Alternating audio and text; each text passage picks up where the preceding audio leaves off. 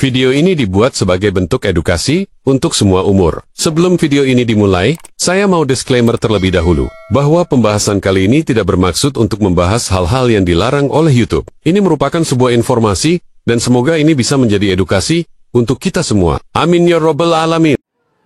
Bapak, Ibu, lihat tidak, dengar tidak, tonton tidak perkembangan Arab Saudi hari ini.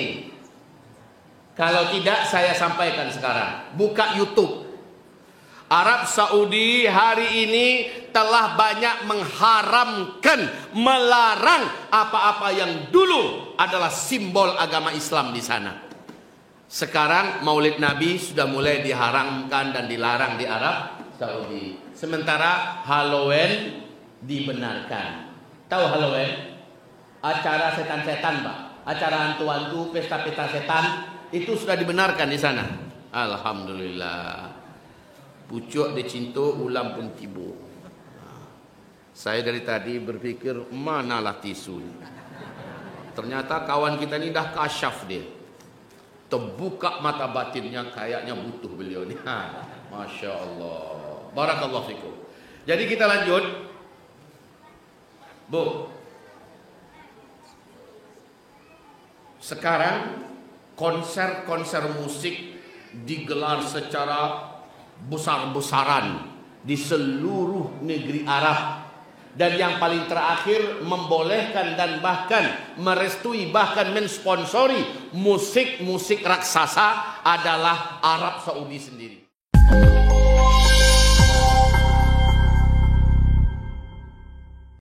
Sekarang Bapak Ibu, poin kedua, Bapak Ibu sepakat tidak kalau kita sekarang sudah di akhir zaman? Sepakat? Bapak Ibu yakin kalau kita sekarang sudah di akhir zaman? Yakin? Ya udah, kita tutup pengajian kita. Udah selesai dah. Tujuan kita kan ingin meyakinkan Bapak Ibu nih. Kalau udah yakin semua ngapain aja lagi? Kecuali kalau judulnya dikasih judul yang lain. Tujuannya apa? Kalau Bapak Ibu sudah yakin itu tujuannya apa? Tujuannya semoga Bapak dan Ibu meniru para sahabat-sahabat Nabi. Sahabat-sahabat Nabi itu Pak, saking hebatnya Rasulullah meyakinkan mereka bahwa kiamat sudah sangat dekat. Sangat dekat. Akhirnya seluruh sahabat berprinsip, mumpung saya masih hidup, saya mesti mendapatkan pahala yang terbanyak untuk memperberat timbangan amal saya nanti di pada hari kiamat. Mumpung saya masih hidup, saya harus menjadi manusia yang paling bermanfaat. Mumpung saya masih hidup, mumpung belum kiamat, saya harus banyak menabung untuk tabungan akhirat saya. Mumpung saya masih hidup, saya harus paling baik nilai saya di mata Allah. Mumpung saya masih hidup, saya harus menjadi umat yang paling bermanfaat untuk Islam dan untuk umat Nabi Muhammad. Itu prinsip para sahabat. Jadi para sahabat-sahabat Nabi itu mengingat kiamat sudah sangat dekat, semangat hidupnya semakin nyala. Semakin nyala. Awas. Beberapa hari yang lalu ada orang yang WA kepada saya. Apa katanya? Pak Ustadz, gara-gara saya percaya kiamat sudah dekat, Imam Mahdi sebentar lagi akan muncul, saya akhirnya keluar dari PNS saya. Sekarang saya sudah tak sanggup membayar biaya rumah, kontrakan rumah yang 1 tahun 7 juta Pak Ustadz. Saya jawab, berarti Anda tidak lengkap mendengarkan ceramah saya. Kalau dalam ceramah saya, justru saya bakar semangat kalian. Salah satunya, jangan tinggalkan dunia. Jangan hentikan pekerjaan kalian selama itu sumber nafkah kalian yang halal. Jangan tinggalkan. Tapi yang saya suruh adalah robah orientasi hidup kalian. Dari yang selama ini adalah untuk dunia, jadikan untuk akhirat. Dari yang selama ini cita-citanya pendek sebatas untuk dunia, berikutnya menembus lapisan akhirat, di mana cita-citanya adalah selamat pada hari kiamat, selamat di padang mahsyar, selamat dari api neraka Allah, masuk ke dalam surga. Ada kerjaan, bekerjalah dengan amanah, bekerjalah dengan jujur, makanlah rezeki yang halal, disogok nggak mau, menyogok juga tidak mau menyerempet kiri kanan, tidak mau korupsi waktu, dan juga tidak mau neka-neko, tidak mau bermain gelap, main abu-abu, tidak. Itu kalau punya pekerjaan, kalau punya pertanian, kalau punya peternakan, bersemangat, saya harus mampu mengeluarkan zakat, saya harus menjadi pribadi yang kaya sehingga saya mampu mengeluarkan zakat, saya bisa berinfak juga untuk agama Allah. Jadi Pak, sahabat-sahabat kayak gitu prinsipnya. Karena kiamat sudah sangat dekat, mereka tidak mau menjadi orang yang tidak terkenal di langit. Ini prinsip para sahabat ya. Mumpung masih hidup, mumpung kiamat belum terjadi, saya harus menjadi manusia yang paling keren nama saya di langit. Allah menjadikan saya di daftar paling atas. Dan benar Pak ya, di dalam Al-Quran surat At-Taubah ayat yang ke-100, surat berapa Bu? Surat keberapa? Surat ke-100. Surat At-Taubah, surat keberapa itu surat At-Taubah? Surat ke-9 ayat yang ke-100. Apa yang Allah katakan di situ? Allah memuji seluruh para sahabat Nabi dengan pujian yang setinggi-tingginya, dan Allah menjamin seluruh sahabat di situ masuk surga. Dan Allah juga menjamin siapapun yang meniru para sahabat, Allah juga akan puji orang itu, Allah akan ridho juga kepada orang-orang yang meniru tersebut, dan Allah juga jamin mereka semua yang meniru para sahabat-sahabat ini, Allah jamin mereka semua pasti menjadi ahli surga juga kelak pada hari kiamat. Itu surat apa tadi? Ayat 100. Berarti para sahabat yang berprinsip mumpung masih hidup, kiamat sudah dekat, mumpung belum kiamat, saya mesti menjadi manusia yang paling bermanfaat untuk agama, paling bermanfaat untuk umat, paling bermanfaat untuk akhirat. Saya harus menjadi manusia yang paling banyak persiapannya, paling banyak bekal akhiratnya. Itu prinsip seluruh sahabat Pak. Ini ya. Sementara Masya Allah, tanda-tanda kiamat itu baru terjadi 7% atau 5% di zaman mereka hidup. Tapi di zaman kita, tanda-tanda kecil kiamat boleh dikatakan 95 sampai 96% sudah terjadi semuanya di zaman kita. Bapak mau tanya, ibu mau tanya di bidang apa saja tentang tanda-tanda kiamat, saya jawab semua. Bapak ibu banyak yang sudah dengar kajian akhir zaman kami tidak di YouTube? Ada yang mengikuti tidak? Nggak mesti harus saya, bisa Ustaz Rahmat Baikuni, bisa Ustaz Ihsan Tanjung, bisa Ustaz Abu Fatihah Al-Adnani ya, atau mungkin saya sendiri. Wahai Bapak Ibu yang kami muliakan, saya sampaikan satu persatu, apalagi bulan Ramadan ya. Di bulan Ramadan itu saya menguraikan hadis-hadis tentang tanda-tanda kiamat yang sudah terjadi semuanya di zaman kita. Pak, Bu, halo, udah makan malam semua? Tadi bapak-bapak aja sebagian baru makan tadi ya. Ibu udah makan malam Bu? Udah. Oh Masya Allah, saya belum. Kenapa belum? Saya tadi baru makan nasi, makan malam belum. Sampai hari ini nggak tahu rasanya makan malam tuh kayak apa rasanya. Baik Bapak Ibu,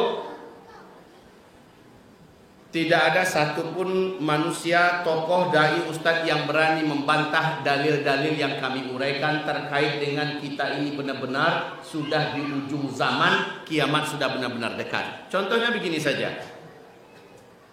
Ketika Nabi mengajak Mu'adz bin Jabal jalan-jalan di daerah Tabuk. Daerah Tabuk itu dekat dengan ibu kota Riyadh sekarang Pak. Lebih kurang jaraknya 3 jam lah dari ibu kota Riyadh ke Tabuk. Kalau dari Madinah lebih kurang 10 jam bawa mobil. Nah, Nabi Muhammad sampai di daerah Tabuk bersama Mu'adz bin Jabal. Apa kata Nabi? Mu'adz, perhatikan baik-baik. Daerah ini kan tandus, bebatuan, bukit-bukitnya batu cadas, pasirnya sedikit, panas sekali. Hai Mu'adz, nanti bila sempat daerah ini sudah turun salju, awas kata Nabi. Jarak antara ubun-ubunmu dengan kiamat sudah sangat dekat. Awas. Pada tahun 2009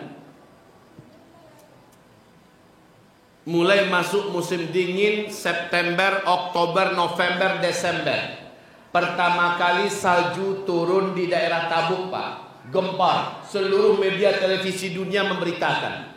Tapi saljunya masih di bawah mata kaki ya. Mobil-mobil yang lalu lalang di sana berhenti. Dan orang yang dalam mobil turun, mereka main-main salju dan lempar-lemparan. Karena tak pernah Pak Jazirah Arab dituruni salju, apalagi di daerah Tabuk yang Nabi dulu pernah menyebutkan. Itu 2009 ya. Di 2010 salju turun lebih tebal dari tahun sebelumnya. Sampai semata kaki. Pas tahun 2011, saat itu saya sedang umroh ke Tanah Suci, ternyata salju sudah naik hampir mendekati betis, Pak. Di Tabuk. Imam Masjidil Haram namanya Syekh Su'ud Syuraim dalam khutbah Jumatnya menggelegar dan berapi-api menyampaikan bahwa hai umat Muhammad, perhatikan oleh kalian, hari-hari ini salju sudah membungkusi wilayah Tabuk. Lalu dia bacakan hadis. Berarti antara ubun-ubunmu dengan kiamat sudah sangat-sangat dekat. Itu contoh satu. Sekarang Bapak Ibu mau tahu berapa ketebalan salju di daerah Tabuk?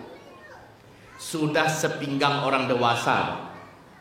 Tiap tahun salju yang turun di daerah Tabuk sudah sepinggang orang dewasa. Itu contoh yang pertama. Contoh kedua, Nabi berkata, nanti kalian akan kembali menjadi jahiliyah. Yang dimaksud dengan kalian itu orang Arab, khususnya Arab yang ada di dalamnya dua tanah suci, Mekah, Madinah, akan kembali menjadi jahiliyah. Kamu akan melarang beberapa syariat Allah dan kamu akan membuka pintu-pintu dosa dan maksiat. Bapak Ibu lihat perkembangan hari ini Arab Saudi tidak? Bapak Ibu lihat tidak? Dengar tidak? Tonton tidak perkembangan Arab Saudi hari ini? Kalau tidak, saya sampaikan sekarang. Buka YouTube. Arab Saudi hari ini telah banyak mengharamkan, melarang apa-apa yang dulu adalah simbol agama Islam di sana. Sekarang Maulid Nabi sudah mulai diharamkan dan dilarang di Arab Saudi. Sementara Halloween dibenarkan. Tahu Halloween? Acara setan-setan, Pak. Acara hantu-hantu, pesta-pesta setan, itu sudah dibenarkan di sana. Alhamdulillah. Pucuk dicintu, ulam pun tibu. Saya dari tadi berpikir manalah tisu. Ternyata kawan kita ini dah kasyaf dia. Terbuka mata batinnya, kayaknya butuh beliau ni. Masya Allah. Barakallahu fikum. Jadi kita lanjut. Bu. Sekarang konser-konser musik digelar secara besar-besaran di seluruh negeri Arab. Dan yang paling terakhir membolehkan dan bahkan merestui, bahkan mensponsori musik-musik raksasa adalah Arab Saudi sendiri. Kalau sebelumnya Pak, Uni Emirat Arab, Bahrain, Kuwait dan lain-lainnya udah lama jahiliyah. Arab Saudi belakangan ini begitu cepat menjadi jahiliyahnya. Sekarang Arab Saudi bahkan di Madinah pun membuat konser musik raksasa. Menghadirkan penyanyi-penyanyi India, penyanyi-penyanyi goyang perut, penyanyi-penyanyi Eropa, menyanyikan penyanyi-penyanyi pop, dangdut dan sebagainya. Bahkan yang K-pop dari Korea itu pun juga diundang, penyanyi-penyanyi rock. Wahai Bapak Ibu yang kami muliakan, bioskop ratusan jumlahnya diresmikan dengan standar internasional. Bioskop-bioskop boleh wanita laki-laki masuk ke dalam, boleh berpasang-pasangan. Sekarang di Arab Saudi Wanita laki-laki sudah tidak diperiksa lagi, masuk ke kamar hotel, booking hotel, walaupun nggak ada buku nikah silakan. Wanita sudah bebas jalan sendiri, safar sendiri, sudah boleh bekerja di hotel-hotel, sudah boleh kerja di pantai-pantai, sudah boleh kerja di mana-mana saja. Dan bahkan sekarang kewajiban memakai jilbab di Arab Saudi sudah dicabut. Wanita tak pakai jilbab tidak masalah lagi, Pak. Bapak dengar berita ini? Bahkan yang paling menyedihkan, putra mahkota, pangeran putra mahkota Arab Saudi hari ini secara resmi di depan televisi dunia menyaksikan mengatakan, saya menolak seluruh hadis-hadis Nabi Muhammad sallallahu alaihi wasallam. Hadis-hadis sahih saya tolak semuanya. Jadi yang diakui cuma Al-Quranul Karim dan beberapa hadis mutawatir. Selebihnya dia tolak semua. Kalau hadis sahih saja dari tolak, maka berarti tak terkira banyaknya syariat Islam yang sudah ditolak. Sampai sini ngerti, Pak? Kenapa pada hari ini Arab Saudi sudah boleh berbikini-bikini di tepi pantai? Kenapa anak-anak Arab Saudi hari ini sudah bisa meminum minuman khamar, tos-tosan secara terbuka, terang-terangan, sudah tidak pakai jilbab. Bahkan tarian-tarian yang pakai tiang itu, Pak, tarian-tarian wanita yang pakai tiang, yang hanya pelacur-pelacur di Eropa yang melakukan, di film-film Hollywood yang melakukan, sekarang sudah dibudayakan di Arab Saudi. Inna lillahi wa inna ilaihi. Kiamat tidak akan terjadi sampai kamu kembali menjadi jahiliyah. Hari ini seluruh Arab dan paling terakhir Arab Saudi resmi jahiliyah. Bahkan di Mekah ketangkap oleh warga masyarakat yang masih kuat-kuat imannya, tapi tidak diapa-apakan oleh pemerintah, oleh kerajaan, pasangan pengantin LGBT di Mekah nggak ditindak. Sementara ribuan warga diusir, masjid-masjid dihancurkan, sejarah-sejarah dan bekas-bekas peninggalan Nabi Muhammad dan keluarganya diruntuhkan, Pak. Ribuan jumlahnya. Hari ini kita menyaksikan bagaimana Arab benar-benar sudah bersumpah. Muhammad bin Salman bersumpah 5 tahun ke depan seluruh negeri Arab sudah menjadi Eropa baru, katanya. Apa yang ada di Eropa, pelacuran, perzinahan, perjudian, segala macamnya akan ada di Arab. Bapak dengar nggak sekarang bahwa pemerintah Arab Saudi sudah membolehkan yang masuk pergi umroh visanya 3 bulan. Dapat berita ini Pak tidak? Menteri Agama. Ini dari Kementerian Agama resmi, Pak. Menteri Agama Arab Saudi datang ke. Jadi dengan visa itu jamaah umroh sudah bisa pergi kemana saja seluruh negeri Arab. Habis-habiskanlah duit di sana. Mau ngapain aja silahkan. Mau ke Riyadh, mau kemana silahkan. Nggak hanya terbatas Mekah Madinah saja, Pak. Udah boleh keluyuran kemana saja. Karena basis ekonomi mereka ke depan dari wisata. Maka dengan wisata ini jamaah haji dan umroh dipersilahkan keluyuran di seluruh Arab. Mau buat apa, mau ngapain, sudah dibuka pintunya selebar-lebarnya. Ya Allah, inna lillahi wa inna ilaihi rajiun. Lalu apa kata Nabi? Kalau kalian sudah menghalalkan musik, kalau kalian sudah mendatangkan penyanyi-penyanyi wanita, kalau kalian sudah meminum minuman keras secara terbuka, akan Allah datangkan 3 bencana. Banyak negeri-negeri yang Allah tenggelamkan karena gempa-gempa besar. Hujan batu dari langit akan turun. Dan wajah-wajah kepala-kepala beberapa orang di antara kalian akan dirubah oleh Allah menjadi babi, menjadi monyet, menjadi anjing. Gara-gara kalian sudah menghalalkan apa yang diharamkan oleh Allah. Kapan itu ya Rasulullah? Nanti di akhir zaman. Dan ternyata sekarang Arab Saudi sendiri yang melakukannya. Saya bukan sedang memfitnah negeri tercinta kita ya Pak ya, tanah suci kita tidak. Tapi saya sedang menyebutkan hadis Nabi tentang akhir zaman terjadinya di zaman kita. Sekarang yang ketiga, saat Nabi ditanya oleh malaikat Jibril, kapan kiamat? Kata malaikat Jibril, Nabi tak mengatakan saya tak tahu. Mungkin kamu yang bertanya lebih tahu kapan kiamat. Ternyata malaikat Jibril juga tidak tahu. Lalu malaikat Jibril bertanya lagi, ada nggak tanda-tandanya? Kalau tanda itu sudah keluar, berarti benar-benar kiamat sudah sangat dekat. Kata Nabi, kalau itu pertanyaanmu saya tahu sekali. Saya benar-benar tahu. Tandakan ya, kata Nabi pada malaikat Jibril. Bila seandainya para wanita-wanita biasa, wanita-wanita kampung sudah melahirkan para raja-raja. Yang kedua, bila orang-orang kere, miskin, penggembala ternak, tidak beralas kaki, bertelanjang dada saking miskinnya, mereka tidak punya apa-apa, tak punya usaha yang lain kecuali hanya beternak. Mendadak saja mereka menjadi kaya raya dan sangat berkuasa. Lalu mereka saling berlomba-lomba membangun gedung-gedung yang tinggi mencakar langit. Bila zaman itu sudah kalian temukan, maka antara kalian dengan kiamat sudah sangat-sangat dekat, kata Rasulullah Sallallahu Alaihi Wasallam. Tahu tidak Bapak Ibu, penguasa Arab Saudi hari ini itu aslinya adalah pedagang Yahudi dari Irak. Jadi keluarga Saud itu orang Yahudi, Pak. Raja Faisal di Washington Post memberikan pernyataan bahwa saya ini dan sekeluarga besar kami adalah keturunan Yahudi. Itu Yahudi, Pak. Yang menguasai Arab Saudi sekarang itu adalah orang Yahudi. Kerajaan Saud itu dari pedagang Yahudi dari Irak. Oke ya, itu yang pertama.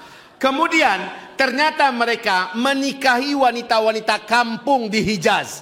Hijaz itu adalah Arab Saudi sekarang ya. Mereka nikahi wanita kampung, lalu setelah lahirlah anak-anak yang kedepannya menjadi raja-raja. Nah ini hadis tadi, Pak.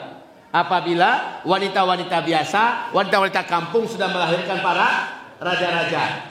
Dah terjadi. Yang kedua, apabila suatu kaum mereka kere, miskin, hanya penggembala ternak, tidak punya alas kaki, nggak berterompa, nggak bersepatu saking miskinnya, mereka menghalau domba-domba mereka sementara dada mereka bertelanjang. Tiba-tiba mereka menjadi kaya raya dan menjadi orang-orang yang berkuasa.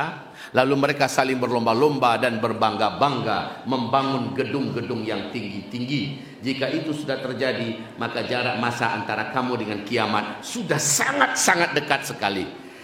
Itu hadis sahih Imam Muslim, diceritakan oleh Umar bin Khattab.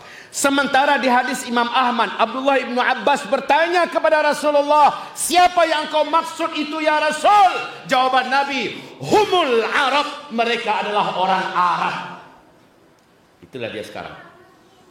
Baik Bapak Ibu yang kami muliakan, 2019 saya diundang oleh komunitas muslim di Uni Emirat Arab, Pak. Alhamdulillah saya baru pulang dari Palestina, dapat undangan, duta besar juga mensponsori. Saya datang bawa istri, kami 5 hari 5 malam di Abu Dhabi dan Dubai. Wahai Bapak Ibu, di sela-sela saya ada di Abu Dhabi, kami pun diajak jalan-jalan keliling kota. Saya terpesona melihat cantiknya kota itu. Megah-megah gedungnya, mewah-mewah fasilitasnya, Pak. Salah satu yang kami kunjungi ada sebuah hotel. Hotel itu dari luar kayak istana besar, Pak, tinggi. Ternyata dia ke dalam tanah sekian pula lapisnya. Hotel itu berwarna emas semuanya. Itu penuh foto-foto saya dan istri, Pak. Nah maklumlah orang kampung datang ke kota hebat ya. Foto-foto saya dengan istri. Pas masuk di ruangan lobi, para pelayan hotel langsung menyongsong kami dan berkata, Tuan, pakai bahasa Inggris nih. Padahal kita di Arab, Pak. Tuan, would you like to drink a cup of coffee? Bapak mau minum secangkir kopi? Ibu? Apa kata saya? No, thank you. Cuma yang bisa, Pak. Apa kata guide saya? Dia salami saya. Syukur Pak Ustadz mengatakan no. Kenapa saya bilang? Kalau Ustadz katakan yes, bocor kantong kami gitu. Maksudnya Pak Ustadz katanya, satu cangkir kopi di hotel ini, itu hotel bintang 7 loh, Pak. Satu malam saja nginap di sana yang kamar menengah ke bawah ya, harganya 125 juta. Biaya nginap satu malam di situ. Entah apa yang mereka siapkan itu, nggak tahu kita. Untung Pak Ustadz tidak mengieskan. Kalau sempat Ustadz ieskan, satu cangkir kopi di hotel ini Ustadz, biayanya atau harganya 5 juta rupiah. Ai, kata saya, kenapa bisa begitu? Kata mereka, karena di bagian atas kopi itu mereka serakkan serbuk emas yang dapat larut dalam lambung. Kayak tepung, tapi itu emas murni. Ya, mereka serakkan di atasnya. Jadi diminum, Pak, diminum. Pikir hati saya, untuk apa? Saya minum emas sekarang, besok keluarnya sama kuningnya dengan kuning-kuning yang lain. Itu di hotel itu loh tuh, Pak. Di situ ada mesin ATM dari emas semua, Pak. Mesin itu dari emas semua. Kalau dimasukkan kartu oleh warga dan penduduk kaya-kaya di sana, yang keluar bukan duit, tapi batangan-batangan emas. Masya Allah, dimasukkan kartu, ditekan, yang keluar emas 1 kilo, 2 kilo. Allahu Akbar.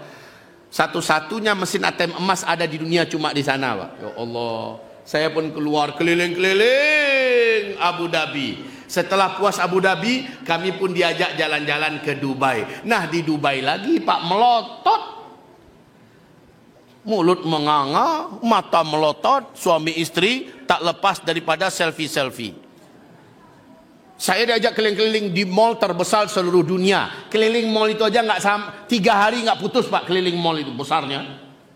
Di sebelah mall itu ada gedung tertinggi nomor 1 di dunia. Ternyata gedung tertinggi nomor 1 di dunia bukan di Tokyo, bukan di Hong Kong, bukan di Hollywood, bukan di Prancis, bukan di London, bukan di Paris, bukan di Sydney, bukan di Melbourne, bukan di mana-mana. Gedung tertinggi nomor 1 di dunia ada di Arab, yaitu Uni Emirat Arab, namanya ibu kota Dubai. Di sana saya lihat pinggang gedung itu kayak terbakar, asap di mana-mana. Saya katakan, itu asap kayaknya kebakaran. Apa kata guide saya? Jangan kampungan lah, Pak Ustadz. Itu mah bukan asap kebakaran, itu awan, Pak Ustadz. Jadi pinggang gedung itu dikelilingi awan saking tingginya, Pak. Kalau Pak Ustadz mau, kita naik ke atas. Satu kali naik lift aja, Pak, bayarnya lebih 550 ribu. Satu naik lift aja, 15 menit baru nyampe ke atas. Tinggi gedungnya 818 lantai. Tinggi gedungnya. Allahu Akbar. Wahai Bapak Ibu yang kami muliakan, ini Uni Emirat Arab. Gedung setinggi itu. Bapak tahu, ternyata di Arab Saudi, di tepi Laut Merah, ini kalau ada yang mau pergi haji dan umroh ya, pas mau landing, mau mendarat itu, perhatikan, ada gedung yang sangat tinggi yang sedang dibangun, mungkin hampir selesai sekarang, Pak. Yang membangunnya orang terkaya nomor 1 di Arab Saudi, Pangeran Al-Walid bin Talal. Kalau yang di mana? Dubai, namanya Burj Khalifah, tingginya 828 meter ketinggiannya ya. Sementara yang sedang dibangun di tepi Laut Merah di kota Jeddah oleh orang terkaya nomor 1 di Arab Saudi, ketinggiannya 1,2 kilometer. Biaya membangunnya lebih dari 120 triliun rupiah uang kita, Pak. 120 triliun uang kita. Itu kalau dibelikan kerupuk Palembang, Pak, tenggelam kuo ini. 120 triliun rupiah. Ya Allah, ya Rabbi. Menjelang saya pulang, Konsulat Jenderal Dubai memberikan saya oleh-oleh hadiah ya, buku sejarah Arab. Bukunya mewah, full color, dari luar sampai dalam mewah sekali. Ya, ternyata di halaman pertama pas saya buka ada foto negeri Arab sebelum Arab kaya, yaitu di bawah 1969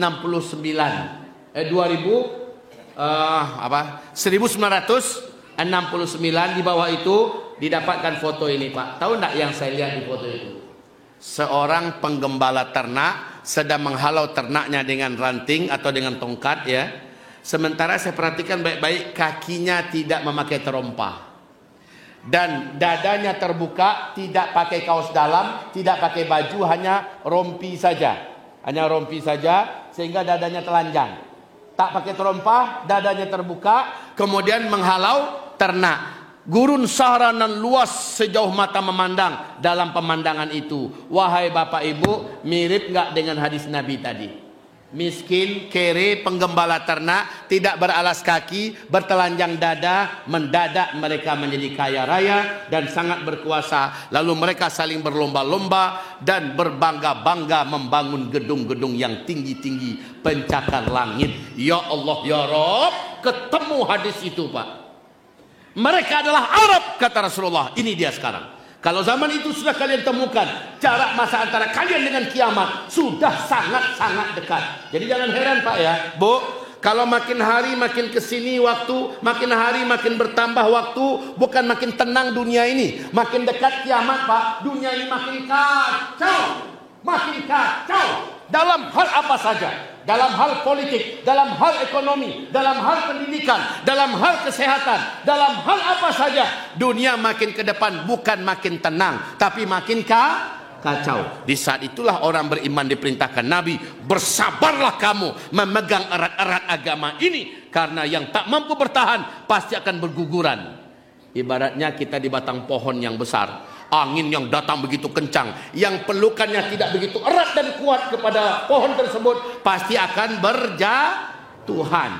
Bersabarlah kamu, bertahanlah kamu, kata Rasulullah sallallahu alaihi wasallam. Wahai Bapak Ibu, maksud saya tentu saja menyampaikan ini buat Bapak Ibu sekali lagi, bukan untuk membuat lemes Bapak Ibu. Habis dengar pengajian ini hilang semangat hidupnya. Pulang ke rumah bawaannya sudah, bahunya dah turun. Punggungnya udah kayak gini Pak, udah bungkuk. Jalannya sudah mesoh-esoh di tanah. Sampai di rumah bertanya bininya, abang kenapa pulang kayak gini? Udah dekat kiamat. Udah hilang selera hidupnya. Bagi PNS, buat surat ngetik malam ini, resign muda. Menyatakan mengundurkan diri karena mau fokus untuk ibadah. Kiamat dah dekat. Salah. Salah. Yang udah niat mau nikah awal tahun 2023, mendengarkan ceramah ini, kirim WA, kirim surat ke calon mertua dan calon istri.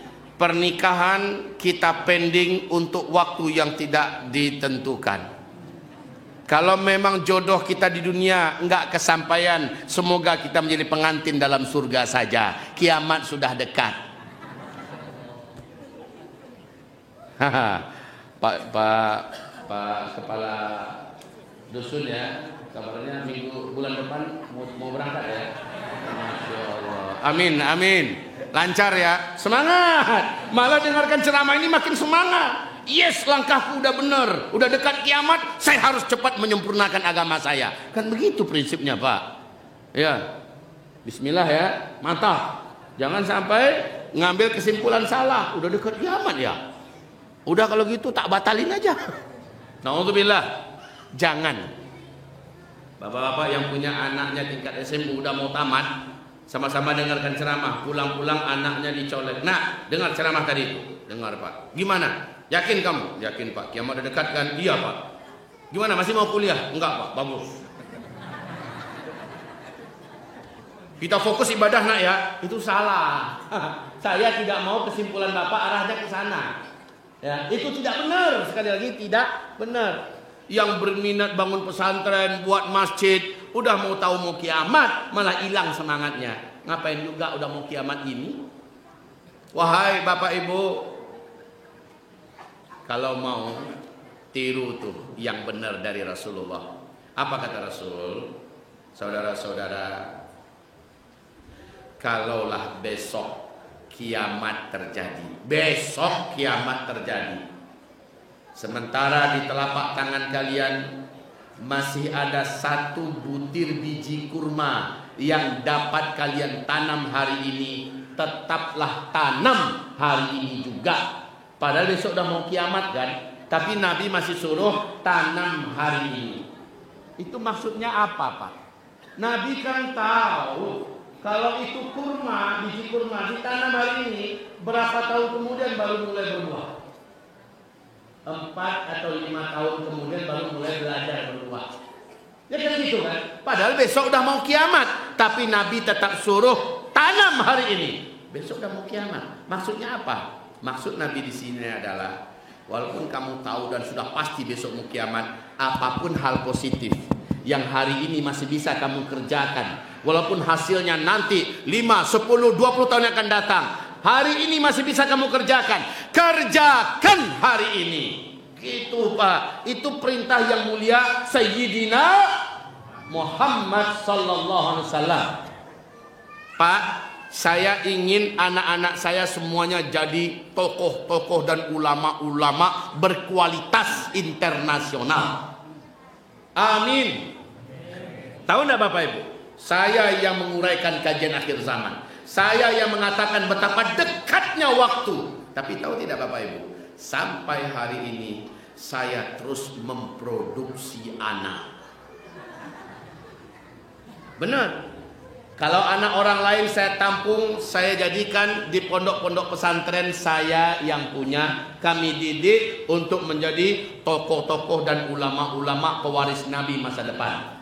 Sementara anak kandung saya tiap tahun muncul satu, tiap tahun muncul satu. Sekarang Bapak Ibu tahu sudah berapa anak saya? Alhamdulillah sudah 20 orang. 11 laki-laki, 9 perempuan. Alhamdulillah. Apa semangat saya? Semangat saya anak-anak ini ke depan mesti menjadi para pewaris Nabi, pejuang-pejuang agama, ulama-ulama, umana'ur rasul. Harus. Loh, bisa jadi itu 20-30 tahun yang akan datang kan? Padahal kalau urutan kajian saya Pak, udah dekat sekali. Dan mengamalkan hadis Nabi tadi, saya tak peduli, pokoknya apa yang hari ini bisa saya lakukan, saya lakukan hari ini. Masalah berhasil nanti atau tidak, sampai nanti atau tidak, bukan urusan saya, niat saya udah sampai. Allah menilai kita dengan apa yang kita lakukan hari ini, bukan apa yang kita dapat hari depan. Ya Pak ya? Setuju tidak Bapak Ibu? Apanya? Buat anak.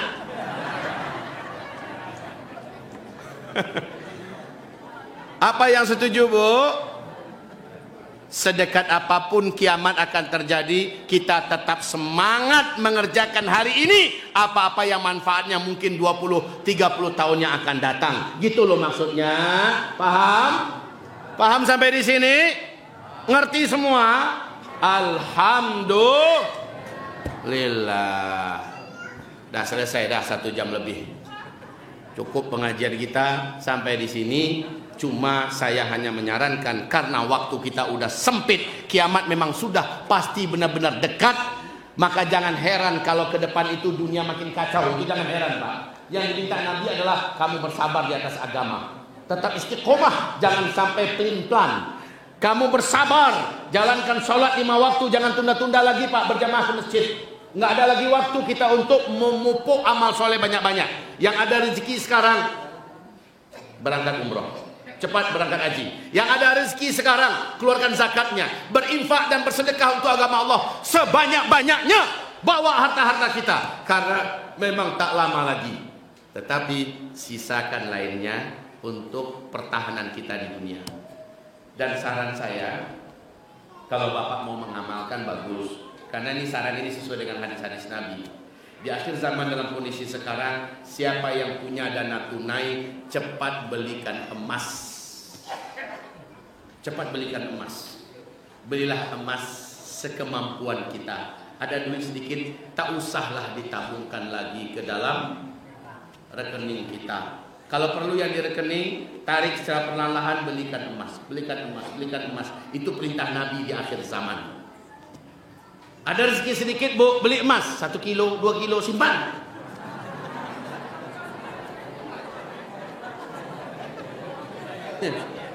Kok nggak pede Bapak Ibu? Gimana sih?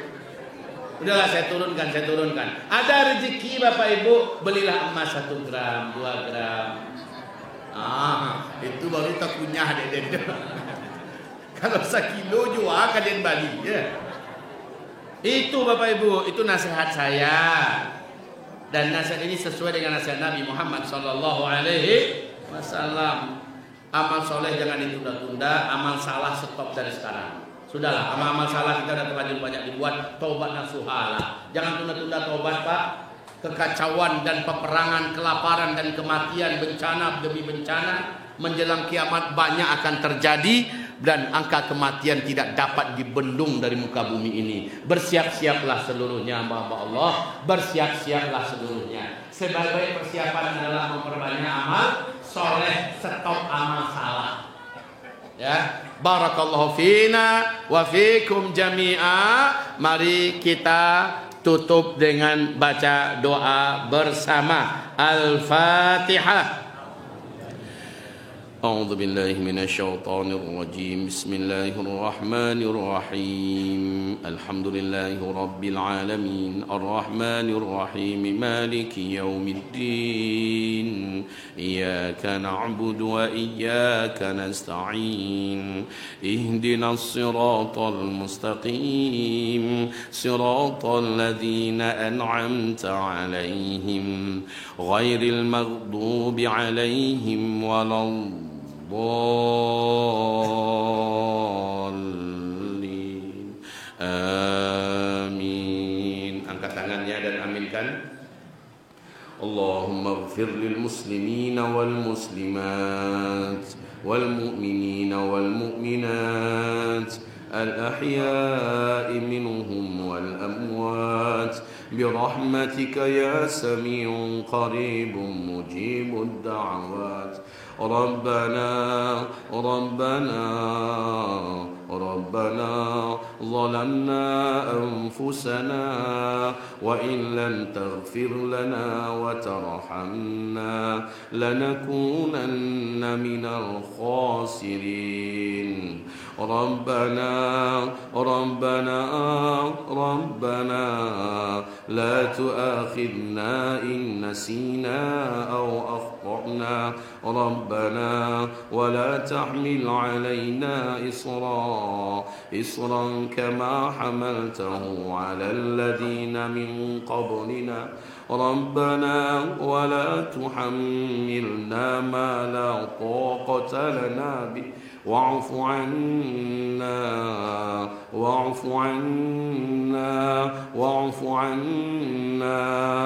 واغفر لنا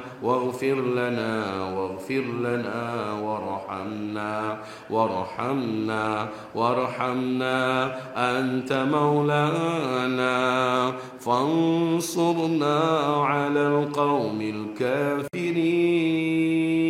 Ya Allah, ya Rabb kami, Engkaulah yang menciptakan kami, Engkaulah yang kami sembah. Kami makhluk-Mu, kami ciptaan-Mu. Seluruh kami akan mati dan meninggalkan dunia ini, apakah karena kiamat datang atau karena proses kehidupan alami kami, ya Allah. Dan kami semua pasti kembali kepadamu.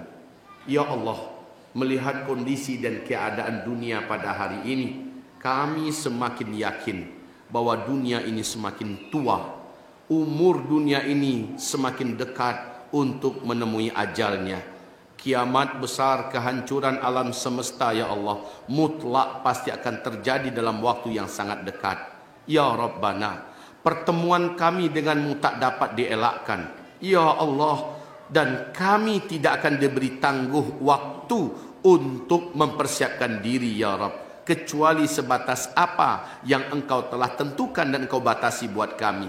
Ya Allah, tanamkan rasa sadar di hati kami, agar kami memanfaatkan umur yang ada, waktu yang tersedia, kesempatan yang ada untuk banyak-banyak sujud di hadapan-Mu, ya Allah. Untuk mengejar solat berjamaah ke masjid, ya Allah. Untuk membuka mushaf Al-Quranul Karim, mempelajari, mengilmui, memahami, mengamalkannya, ya Rabbana.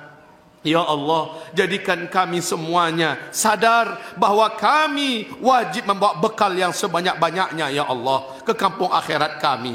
Ya Allah, jadikan bagi kami merasakan sujud, ruku, zikir, baca doa, dan beramal soleh adalah hal yang indah dan manis yang menjadi perlombaan sesama kami. Ya Allah, jadikan kami semuanya merasa jijik dan benci dengan dosa dan maksiat, dengan kesalahan dan tempat-tempat maksiat. Ya Allah, sadarkan kami, tanamkan iman di hati kami daripada keadaan iman kami yang sebelumnya.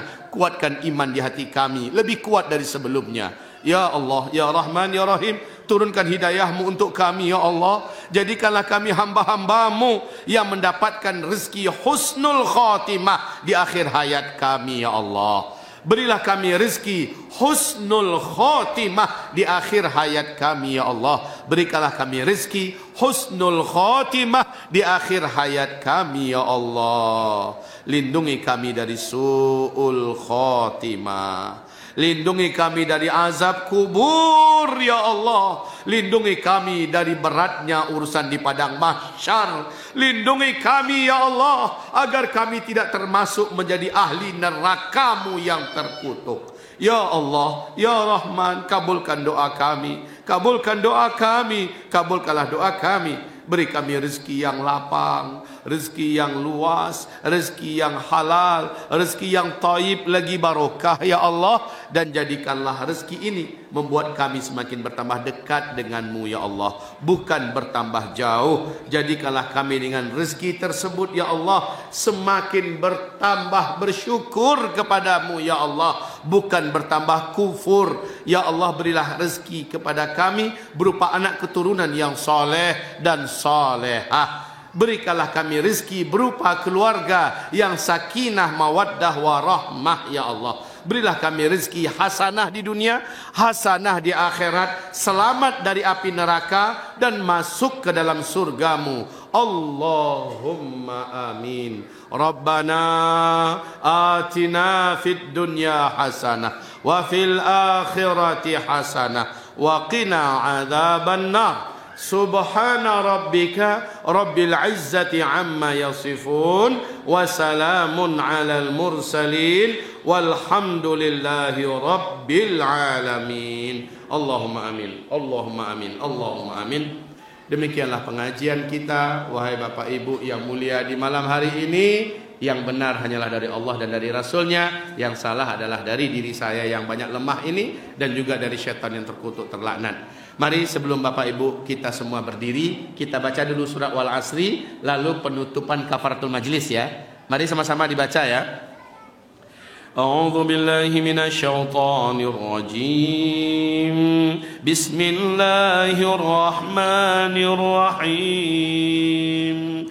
Wal 'asr innal insana lafi khusr illa alladhina amanu wa 'amilus solihat wa tawasaw bil haqq wa tawasaw bis sabr. Allahumma arhamna bil Qur'an wa sadaqallahul azim. Baca doa kafaratul majlis. Apa kata Nabi? Siapa yang membaca doa kafaratul majlis, maka sebelum ia berdiri dari tempat duduknya masing-masing, Allah gugurkan seluruh dosa-dosa kecil yang terlanjur ia buat sebelum itu.